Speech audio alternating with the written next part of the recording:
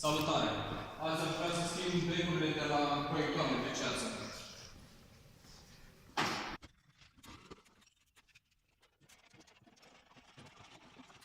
Am să încerc să dau scutul jos și am câteva șuruburi de desfăcut și câteva clipsuri.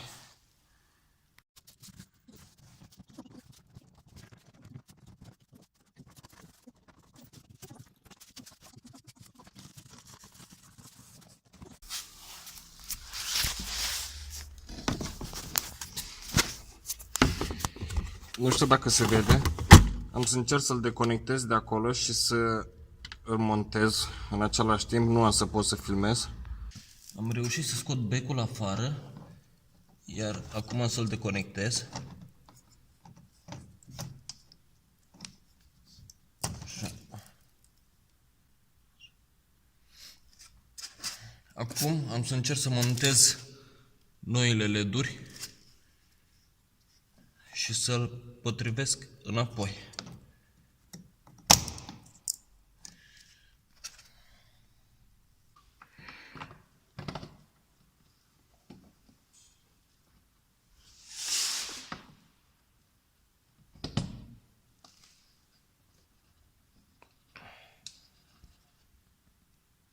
Hai.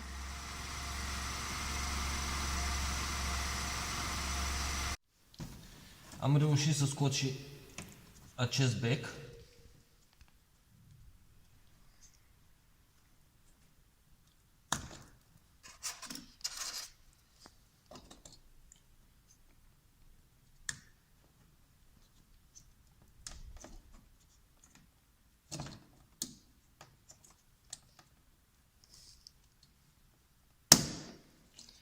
Am lipit aici cu bandă pentru că am observat că a curs apă când l-am scos.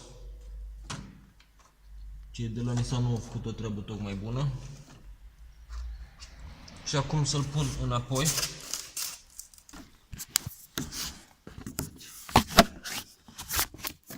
Deci aici pot să filmez.